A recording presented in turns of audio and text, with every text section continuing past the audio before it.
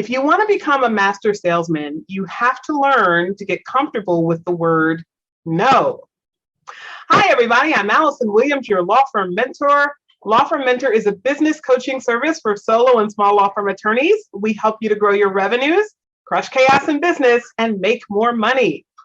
So you might think it odd that the word no is so highly correlated with selling and that you have to get comfortable with no, right? It sounds like it's somewhat of an oxymoron. We would think that you'd want to get comfortable with the word yes, or you'd want to push away the word no. But actually, when I say that you need to get comfortable with the word no, I mean that you need to get comfortable with the word no in all areas of your business in order to be really effective at sales. So let me give you some examples. Okay, 3 examples. The very first one is that you have to get comfortable saying no to your employees. Now, that typically means that when it's time for someone to come to you and say, hey, I'd like a raise, or hey, I think I should be doing something different, your instinct might be to say yes, because we don't typically like to hear no ourselves. So we oftentimes don't have a comfort with saying no to other people. But if what's better for your business is that the person not receive additional compensation, or that the person not be elevated into a different role, and you say yes because you're more comfortable saying yes, you're ultimately going to harm your business. Another classic example is when you have a difficulty saying no to clients. Now, we all know there are some clients that won't take no for an answer. They're very demanding. They insist upon getting their way.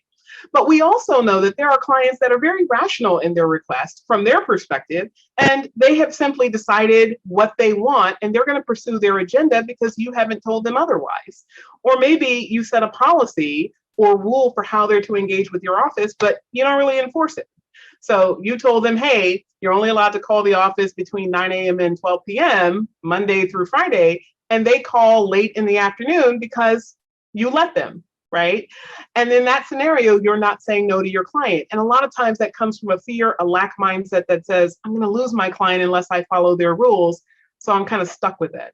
Again, something that you want to work on. The final area where we oftentimes have challenges saying no is to people selling to us. Now, a lot of times the way that we deal with this, people don't just go out and buy any and everything that's offered to them. But the way that a lot of people deal with saying no to salespeople is they just ghost them, right? They just say, I'm not going to return the phone call. I won't pick up the phone. I won't answer the email. And that really is a very childish way of addressing a person who's offering you something. If you don't want what's being offered to you, say no. If there's pressure rising up inside you, however, and you really want to say yes, and you're saying no because you fear you don't have the money, or you fear what's going to happen if you say yes to the person, a lot of times we'll just run away. And when you do that, you are actually in resonance with people that tend to do that. So prospects will come into your office and ultimately they're going to ghost you because that's ultimately what you put out.